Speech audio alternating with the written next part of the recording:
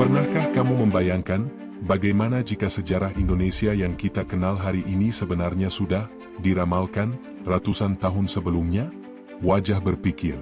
Ya, bukan sekadar dongeng atau cerita rakyat, tapi ramalan yang tertulis dalam naskah kuno, diucapkan oleh raja, pujangga, bahkan tokoh besar bangsa ini.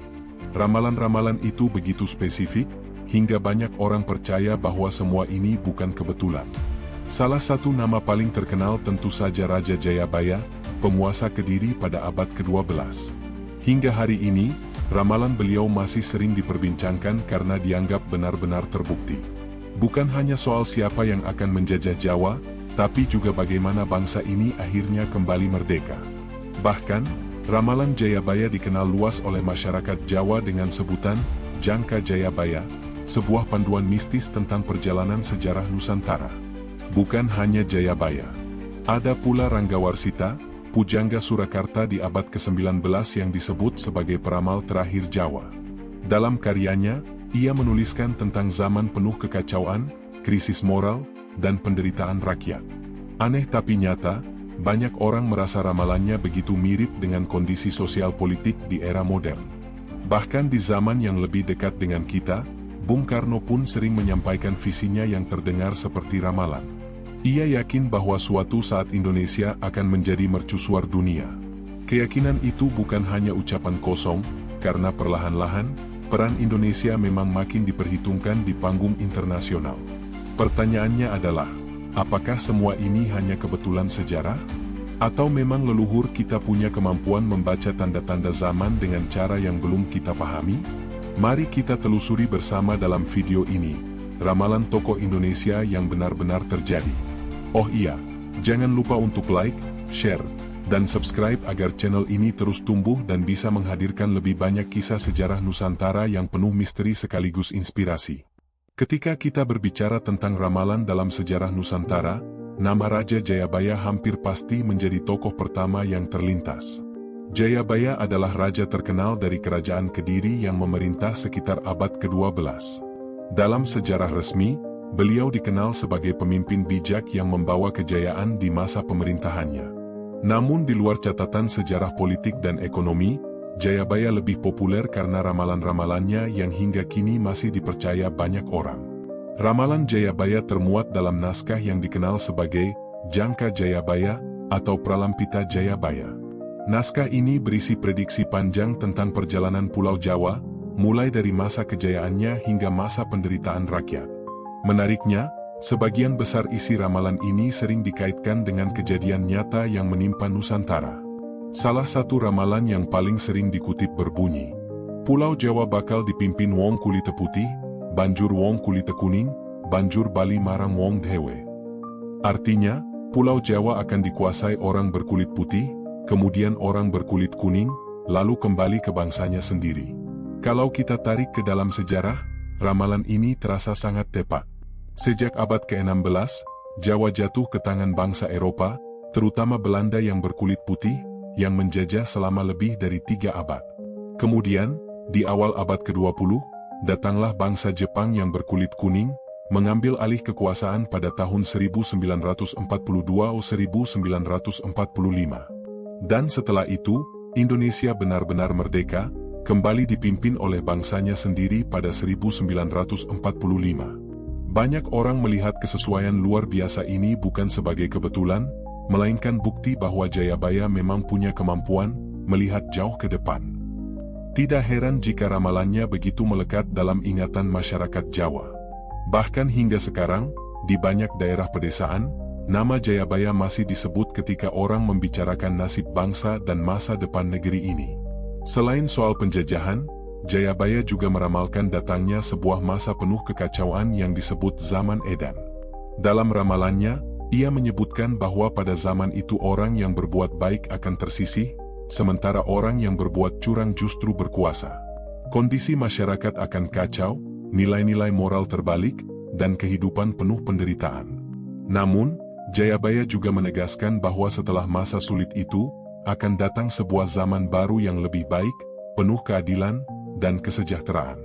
Ramalan ini sering dikaitkan dengan kondisi sosial politik pada masa kolonial, bahkan ada juga yang menghubungkannya dengan zaman modern sekarang. Banyak orang menilai gejala yang digambarkan Jayabaya tentang kekuasaan yang tidak adil, krisis moral, hingga rakyat kecil yang menderita, masih terasa relevan dengan situasi hari ini. Sejarawan dan budayawan berbeda pendapat soal ramalan ini. Sebagian menilai bahwa ramalan Jayabaya hanyalah tafsir simbolis yang bisa cocok dengan banyak peristiwa, sehingga terasa seperti kebenaran. Namun ada juga yang meyakini bahwa leluhur Jawa, termasuk Jayabaya, memiliki pengetahuan mendalam tentang siklus sejarah dan kehidupan sosial, sehingga mereka mampu memprediksi apa yang akan terjadi di masa depan. Lebih jauh, nama Jayabaya juga muncul dalam literatur mistik Jawa yang berkembang setelah masa Kediri. Banyak primbon, serat, dan naskah Jawa klasik menyebut namanya sebagai sosok bijak yang dititipi wahyu untuk mengetahui jalan sejarah Nusantara. Itulah sebabnya, meski sudah berabad-abad berlalu, nama Jayabaya masih hidup dalam tradisi lisan maupun tulisan masyarakat Jawa. Kisah tentang ramalan Jayabaya juga menunjukkan bahwa dalam tradisi Nusantara, ramalan bukan hanya soal meramal masa depan dalam arti supranatural. Lebih dari itu, ia merupakan bentuk kearifan lokal untuk membaca tanda-tanda zaman.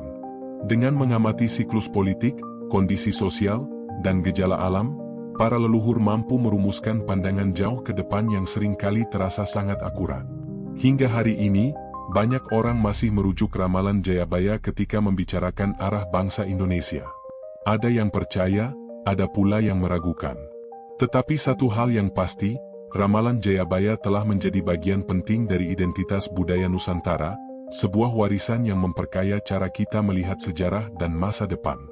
Ramalan Jayabaya bukan hanya sekadar cerita mistis yang diwariskan turun-temurun.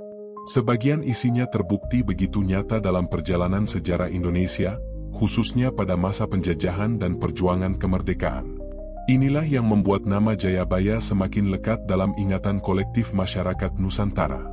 Seperti disebutkan dalam Jangka Jayabaya, ada ramalan terkenal. Pulau Jawa bakal dipimpin wong kulit putih, banjur wong kulit kuning, banjur bali marang wong dhewe. Artinya, Pulau Jawa akan dikuasai bangsa kulit putih, kemudian bangsa kulit kuning, lalu kembali kepada bangsanya sendiri. Mari kita lihat bagaimana sejarah membuktikan kata-kata ini. Bangsa kulit putih, Belanda penjajahan Eropa. Sejak abad ke-16, bangsa Eropa mulai datang ke Nusantara dengan alasan perdagangan. Namun lambat laun, mereka berubah menjadi penguasa yang menindas rakyat.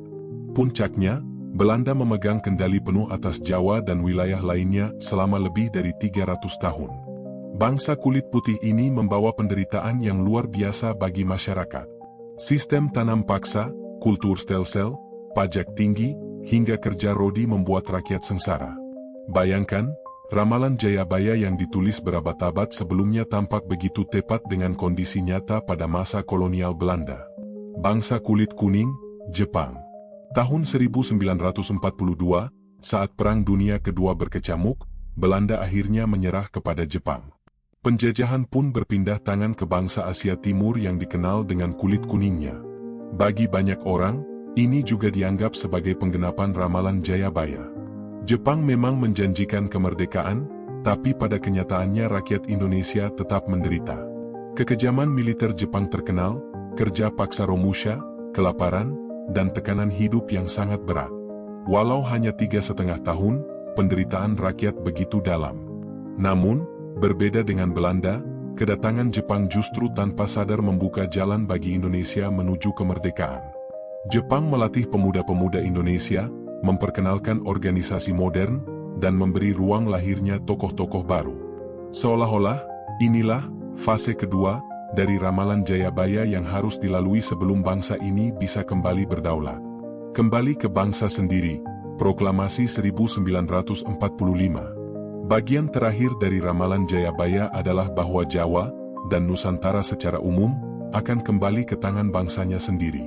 Inilah yang benar-benar terjadi pada 17 Agustus 1945, ketika Soekarno dan Hatta memproklamasikan kemerdekaan Indonesia. Setelah lebih dari 3 abad dijajah bangsa kulit putih dan 3 tahun dijajah bangsa kulit kuning, Indonesia akhirnya kembali ke pangkuan rakyatnya sendiri.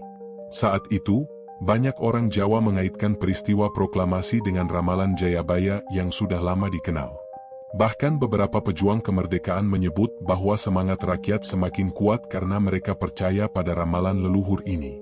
Ramalan itu dianggap sebagai pengingat bahwa penderitaan tidak akan berlangsung selamanya, bahwa suatu saat Indonesia akan bangkit kembali. Simbol harapan dan identitas.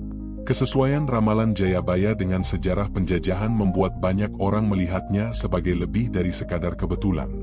Ramalan ini menjadi simbol harapan bagi rakyat Jawa, terutama di masa-masa sulit. Bayangkan, dalam situasi penuh penindasan, cerita tentang ramalan seorang raja bijak dari masa lalu bisa menjadi penyemangat.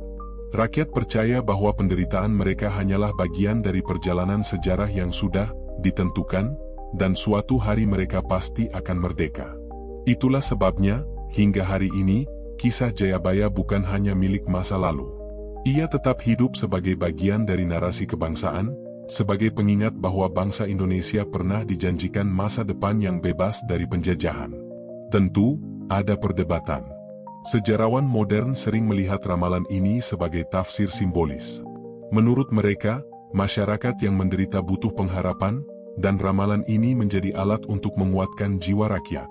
Namun bagi sebagian orang, terutama di kalangan masyarakat Jawa tradisional, Jayabaya benar-benar diyakini memiliki pandangan jauh ke depan. Apapun pandangannya, satu hal jelas, ramalan Jayabaya terbukti sejalan dengan sejarah penjajahan dan kemerdekaan Indonesia. Dan hal ini menjadikannya salah satu tokoh yang paling banyak dibicarakan dalam konteks ramalan Nusantara. Jika Jayabaya dikenal sebagai raja peramal yang hidup pada abad ke-12, maka beberapa abad kemudian muncul tokoh lain yang tak kalah terkenal, Raden Ngabehi Ranggawarsita. Ia adalah seorang pujangga besar dari Keraton Surakarta pada abad ke-19. Sosok ini dianggap sebagai pujangga terakhir tanah Jawa karena karya-karyanya menjadi puncak sekaligus penutup tradisi kepujanggaan Jawa klasik. Namun, yang membuat namanya tetap hidup hingga kini bukan hanya karya sastra indah yang ia tulis, melainkan juga ramalan-ramalannya yang menggetarkan hati. Salah satu yang paling terkenal adalah tentang Zaman Edan. Siapa Ranggawarsita? Ranggawarsita lahir pada tahun 1802 di Surakarta. Ia keturunan keluarga pujangga keraton, sehingga sejak kecil sudah dekat dengan dunia sastra dan kebudayaan Jawa. Sebagai pujangga istana, ia menulis berbagai karya berupa tembang, serat, dan suluk. Namun di balik itu, ia juga dikenal sebagai seorang pemikir yang tajam membaca keadaan zaman. Melalui karyanya yang berjudul Serat Kalatidha, Ranggawarsita menuliskan keluh kesah sekaligus ramalannya tentang kondisi sosial politik Jawa pada masa itu. Kata Kalatidha berarti, zaman yang penuh keraguan, dan dari sinilah istilah Zaman Edan lahir. Isi ramalan Zaman Edan. Dalam Serat Kalatidha, Ranggawarsita menggambarkan kondisi masyarakat yang kacau. Nilai-nilai kebaikan ditinggalkan. Orang-orang jujur justru disingkirkan. Korupsi, kebohongan, dan pengkhianatan menjadi hal biasa. Kekuasaan hanya berpihak kepada mereka yang punya harta dan kedudukan. Ranggawarsita menulis, Zaman Edan, yen ora edan ora keduman, nanging isi begja wong kang eling lan waspada. Artinya, zaman gila, siapa yang tidak ikut gila tidak akan kebagian, tetapi masih beruntung orang yang tetap ingat dan waspada. Kalimat ini begitu terkenal, hingga hari ini masih sering dikutip ketika orang melihat ketidakadilan sosial, korupsi, atau perilaku menyimpang dalam kehidupan berbangsa. Latar belakang sosial politik. Ramalan ini tentu tidak muncul begitu saja.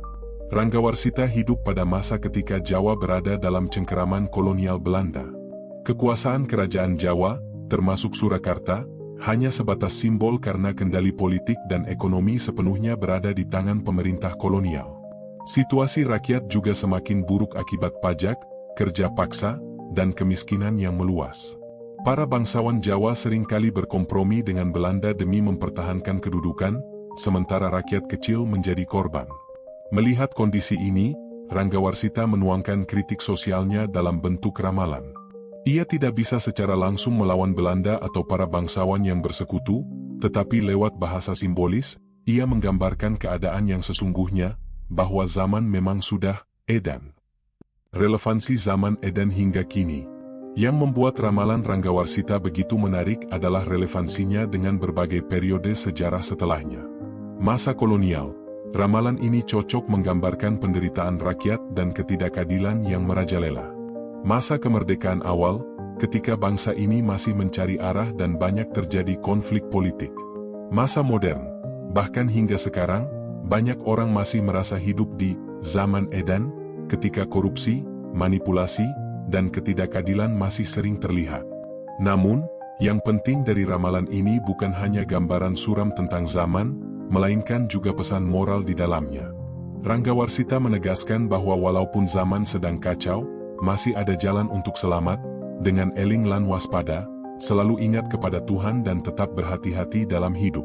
Kalau berbicara tentang tokoh Indonesia yang penuh dengan pandangan jauh ke depan, nama Insinyur Soekarno, proklamator sekaligus Presiden pertama Republik Indonesia, tidak bisa dilewatkan. Bung Karno bukan sekadar pemimpin politik. Ia adalah orator ulung, pemikir visioner, sekaligus peramal, yang banyak menyampaikan gambaran masa depan bangsa dalam pidato dan tulisannya. Soekarno, bukan sekadar presiden, tapi visioner bangsa. Sejak muda, Soekarno dikenal sebagai tokoh yang percaya bahwa Indonesia memiliki takdir besar di dunia. Dalam banyak kesempatan, ia sering mengungkapkan keyakinannya bahwa bangsa ini suatu saat akan menjadi bangsa yang besar, dihormati, dan punya pengaruh penting dalam percaturan global. Salah satu kalimatnya yang sering dikutip adalah, "Bangsa yang besar adalah bangsa yang menghormati jasa pahlawannya." Kalimat ini sederhana, tapi di baliknya tersimpan ramalan bahwa selama Indonesia mau belajar dari sejarah, maka bangsa ini tidak akan pernah hancur. Ramalan tentang Indonesia jadi bangsa besar. Dalam pidato-pidatonya, Soekarno berulang kali menegaskan bahwa Indonesia bukan bangsa kecil. Ia pernah berkata, "Jangan sekali-kali meninggalkan sejarah." Atau yang terkenal dengan singkatan jas merah. Soekarno yakin, bangsa Indonesia suatu hari akan berdiri sejajar dengan negara-negara besar dunia, asal tetap berpegang pada jati diri dan semangat gotong royong. Menariknya, banyak yang melihat ramalan ini mulai terbukti. Indonesia kini dikenal sebagai salah satu kekuatan ekonomi terbesar di Asia Tenggara, bahkan termasuk 20 negara dengan ekonomi terbesar di dunia melalui forum G20. Ramalan tentang perjuangan panjang. Soekarno juga pernah menyampaikan pandangan bahwa perjuangan setelah kemerdekaan jauh lebih berat dibanding melawan penjajah. Dalam pidatonya, ia berkata, "Perjuanganku lebih mudah karena mengusir penjajah. Tetapi perjuanganmu akan lebih sulit karena melawan bangsamu sendiri." Kalimat ini sering dianggap sebagai ramalan tentang tantangan Indonesia pasca kemerdekaan. Dan memang benar, setelah merdeka, bangsa ini menghadapi konflik internal, perebutan kekuasaan, krisis ekonomi, hingga korupsi yang tak kunjung selesai. Kata-kata Bung Karno terasa hidup kembali setiap kali bangsa ini menghadapi masalah dari dalam negeri sendiri. Ramalan Soekarno tentang kebangkitan Asia Afrika. Selain berbicara soal Indonesia, Bung Karno juga punya ramalan besar tentang dunia. Dalam konferensi Asia Afrika tahun 1955 di Bandung, ia berkata bahwa suatu hari negara-negara Asia dan Afrika akan bangkit, melepaskan diri dari kolonialisme, dan menjadi kekuatan baru dunia. Ramalan ini terdengar mustahil di zamannya, karena mayoritas negara Asia Afrika masih terjajah. Tapi sekarang, kita bisa lihat sendiri, negara-negara Asia seperti Tiongkok, India, Jepang, Korea Selatan, bahkan Indonesia mulai memainkan peran besar dalam politik dan ekonomi dunia. Jika Jayabaya dan Ranggawarsita dikenal di Jawa sebagai tokoh peramal, maka di tanah Sunda, nama Prabu Siliwangi tetap hidup sebagai sosok legendaris dengan ramalan dan nubuat yang hingga kini diyakini sebagian masyarakat. Prabu Siliwangi adalah raja terakhir kerajaan Pajajaran yang memerintah pada abad ke-15. Ia dikenal bukan hanya sebagai pemimpin yang adil dan bijaksana, tetapi juga sebagai tokoh mistis dengan kemampuan membaca tanda-tanda alam dan nasib bangsanya. Prabu Siliwangi, raja dan peramal. Dalam sejarah lisan dan naskah Sunda, Prabu Siliwangi digambarkan memiliki kemampuan spiritual yang tinggi. Ia sering dikaitkan dengan nubuat tentang masa depan kerajaan, rakyat, dan bahkan wilayah Nusantara secara keseluruhan. Salah satu yang paling terkenal adalah nubuatnya mengenai masa kehancuran Pajajaran dan kemunculan bangsa baru, di tanah Sunda.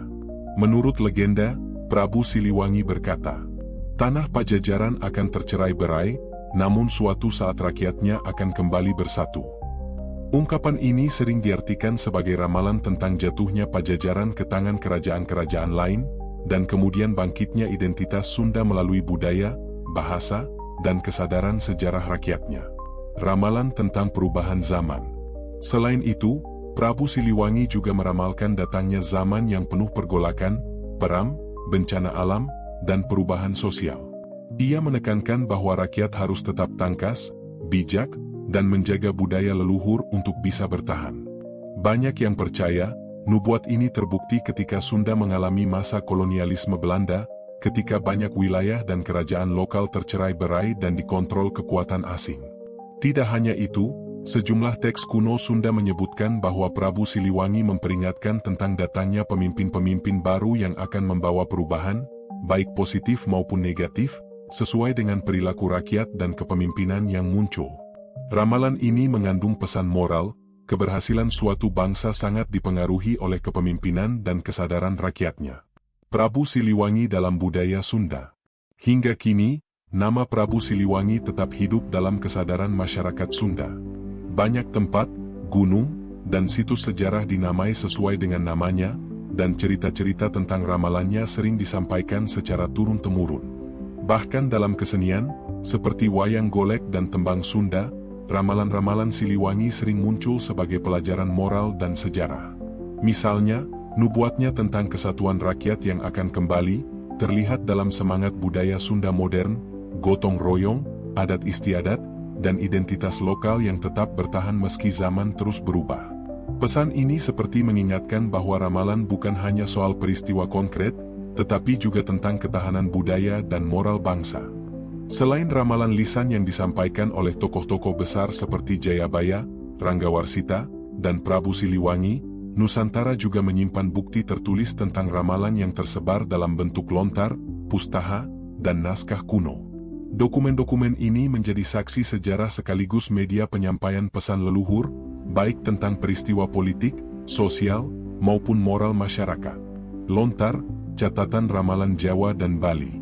Lontar adalah daun lontar yang dikeringkan dan ditulis menggunakan aksara tradisional. Di Jawa dan Bali, lontar tidak hanya digunakan untuk agama dan filsafat, tetapi juga untuk meramal masa depan.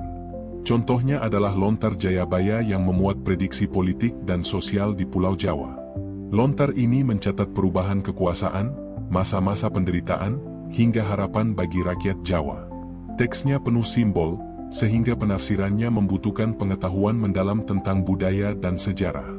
Di Bali, pustaka lontar sering digunakan oleh para pendeta dan pemangku adat untuk mencatat kejadian alam, ritual, serta ramalan tentang zaman akan datang. Lontar-lontar ini menunjukkan bahwa ramalan bukan hanya sekadar kebetulan, tetapi bagian dari tradisi ilmiah dan spiritual masyarakat Nusantara. Pustaha, naskah kuno dari Sumatera. Di Sumatera, terutama di Kerajaan Batak dan Minangkabau, ramalan disimpan dalam bentuk pustaha. Pustaha adalah buku daun lontar yang memuat ilmu pengetahuan, mantra, dan ramalan. Salah satu contoh terkenal adalah Pustaha Batak, yang mencatat tanda-tanda alam, siklus politik, hingga nasib raja dan masyarakat. Ramalan dalam pustaha sering disampaikan dalam bentuk simbol dan kode, sehingga hanya orang-orang tertentu yang bisa menafsirkan. Hal ini mirip dengan cara Jayabaya atau Ranggawarsita menyampaikan nubuat mereka, tidak langsung, tapi menggunakan metafora yang kaya makna. Isi naskah kuno, prediksi sosial, politik, dan alam. Naskah-naskah kuno ini tidak hanya berbicara soal peristiwa besar, tapi juga tentang tata kehidupan masyarakat. Misalnya, beberapa lontar mencatat, musim gagal panen, tanda ketidakadilan penguasa. Munculnya pemimpin tirani, tanda moral masyarakat mulai rusak. Perubahan besar di kerajaan, simbol peralihan zaman. Beberapa naskah juga meramalkan kedatangan bangsa asing dan penjajahan, mirip dengan ramalan Jayabaya tentang Belanda dan Jepang. Selain itu, naskah ini mengandung pesan moral. Jika masyarakat mengikuti ajaran leluhur, mereka akan selamat dan sejahtera. Jika tidak, penderitaan akan datang. Fungsi ramalan dalam naskah kuno. naskah-naskah ini memiliki fungsi ganda. Pendidikan moral dan sosial, mengingatkan masyarakat untuk hidup benar, adil, dan bijaksana. Panduan politik dan strategi, menjadi referensi bagi raja atau pemimpin tentang bagaimana mengelola kerajaan atau masyarakat. Misalnya, Pustaha Batak mencatat bahwa seorang pemimpin harus mendengar rakyatnya dan menjaga keseimbangan alam. Jika tidak, bencana dan kekacauan akan mengikuti. Hal ini mirip dengan prinsip eling lan waspada yang diajarkan Ranggawarsita. Jejak kuno yang masih hidup. Meskipun sebagian naskah sudah rusak atau hilang, jejaknya masih bisa ditemukan di museum, perpustakaan, dan koleksi keluarga. Beberapa di antaranya sudah diterjemahkan dan menjadi sumber penelitian sejarah serta budaya Nusantara. Menariknya, banyak ramalan dalam Lontar dan Pustaha ternyata cocok dengan peristiwa modern. Misalnya, perubahan sosial, konflik politik, atau bencana alam sering dihubungkan dengan simbol yang tertulis dalam naskah kuno. Hal ini memperkuat keyakinan bahwa leluhur Nusantara bukan sekadar menulis mitos, tetapi juga mencoba memprediksi masa depan secara sistematis. Selain tokoh-tokoh klasik seperti Jayabaya, Ranggawarsita, dan Prabu Siliwangi, Nusantara juga memiliki sejumlah tokoh modern yang dikenal memiliki pandangan visioner dan ramalan terkait peristiwa abad ke-20 hingga abad ke-21. Ramalan ini tidak selalu bersifat mistis, tetapi lebih ke arah observasi sosial, politik, dan ekonomi yang kemudian terbukti nyata. Soekarno dan peran strategis Indonesia. Seperti yang sudah dibahas di bagian sebelumnya, Bung Karno adalah salah satu tokoh modern yang pandangannya sering dianggap sebagai ramalan. Ia yakin bahwa Indonesia suatu saat akan menjadi mercusuar dunia, dan ini terbukti secara bertahap melalui posisi strategis Indonesia di organisasi internasional seperti G77, Gerakan Non-Blok, dan G20. Selain itu, pidato-pidatonya sering memprediksi tantangan internal. Bung Karno pernah mengatakan bahwa perjuangan bangsa sesudah kemerdekaan akan lebih berat dibandingkan melawan penjajah. Ini terbukti ketika Indonesia menghadapi konflik politik, krisis ekonomi, dan pergolakan sosial di dekade-dekade berikutnya. Ramalan Ki Hadjar Dewantara tentang pendidikan. Ki Hadjar Dewantara, Bapak Pendidikan Nasional Indonesia, memiliki pandangan visioner tentang peran pendidikan bagi generasi muda. Ia menekankan pentingnya membentuk karakter bangsa melalui pendidikan. Kata-katanya, "Ing ngarso sung tulodo, ing madyo mangun karso, tut wuri handayani." Yang berarti pemimpin harus memberi contoh, menumbuhkan semangat di tengah, dan memberi dorongan dari belakang, kini terbukti dalam sistem pendidikan modern di Indonesia yang terus menekankan peran guru dan pendidikan karakter sebagai fondasi pembangunan bangsa. Pramono Edhi Wibowo dan prediksi sosial militer.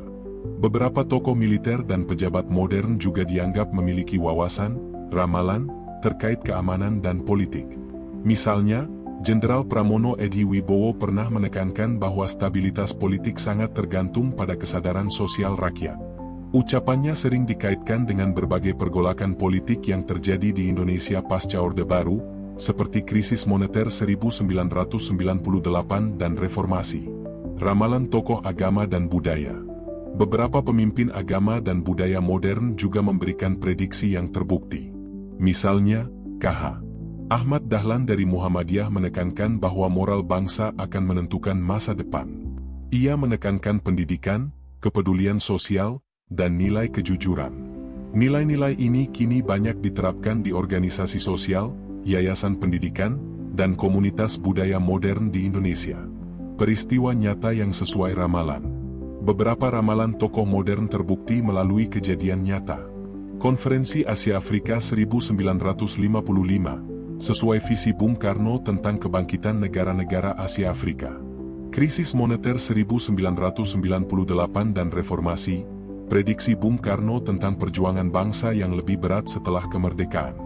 Pertumbuhan ekonomi dan peran pemuda, ramalan Ki Hadjar Dewantara tentang pentingnya generasi muda untuk pembangunan bangsa.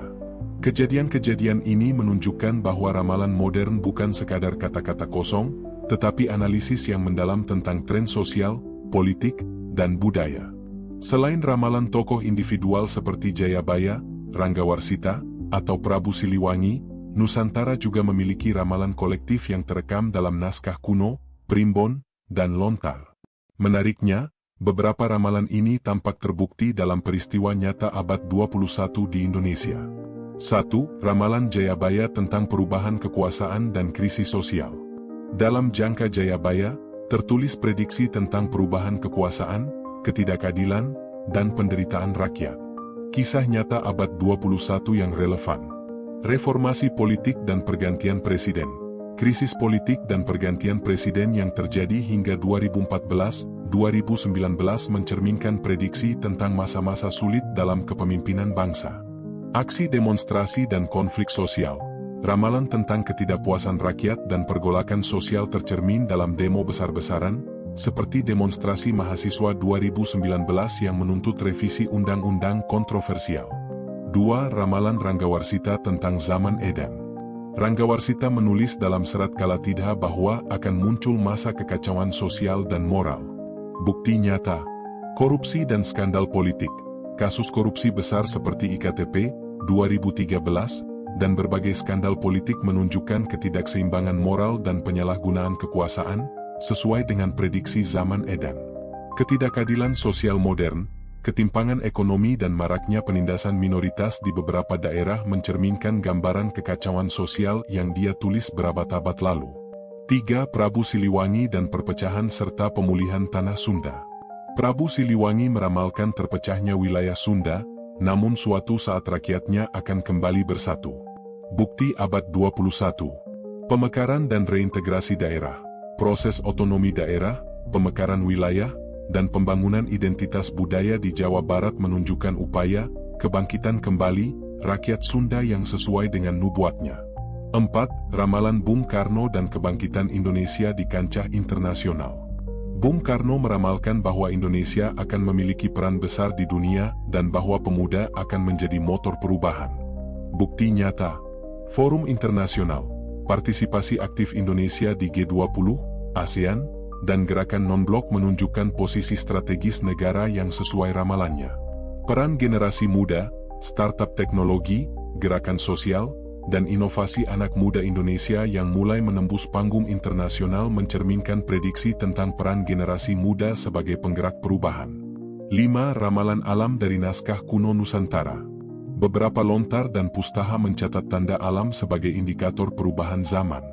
Contohnya, bencana alam kontemporer, gempa Palu 2018 dan tsunami Selat Sunda 2018 kerap dikaitkan dengan simbol yang tertulis dalam naskah kuno, sebagai bukti bahwa ramalan Nusantara juga mencerminkan peristiwa alam nyata.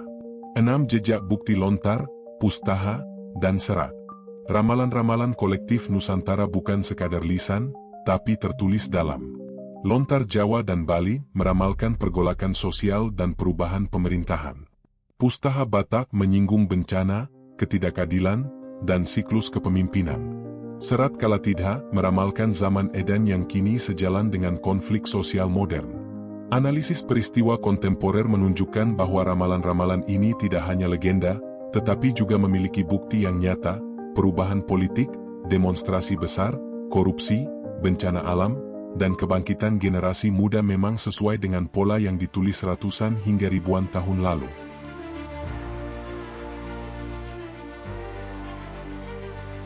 Sejak Jayabaya hingga tokoh modern seperti Bung Karno, Nusantara dipenuhi ramalan yang terbukti dalam sejarah.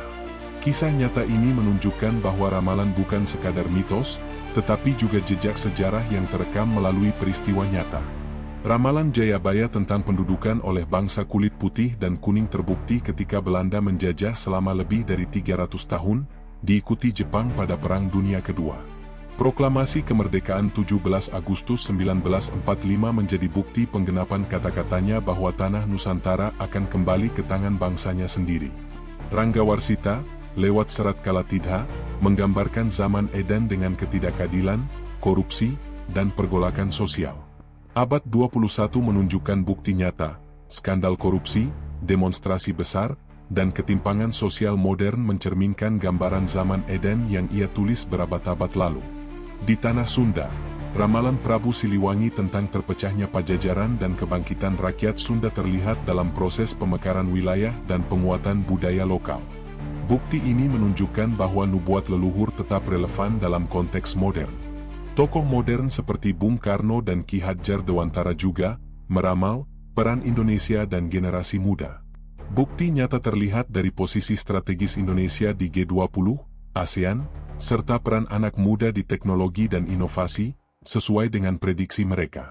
Tak hanya politik, ramalan kolektif Nusantara dalam lontar dan pustaha juga terbukti melalui bencana alam, seperti gempa Palu dan tsunami Selat Sunda 2018, yang sejalan dengan tanda-tanda alam dalam naskah kuno. Viewer, jika kalian terpesona dengan kisah dan bukti ramalan ini, jangan lupa untuk like, share, dan subscribe. Dengan begitu, kalian ikut mendukung channel ini agar bisa terus menghadirkan cerita sejarah Nusantara yang menarik dan menakjubkan.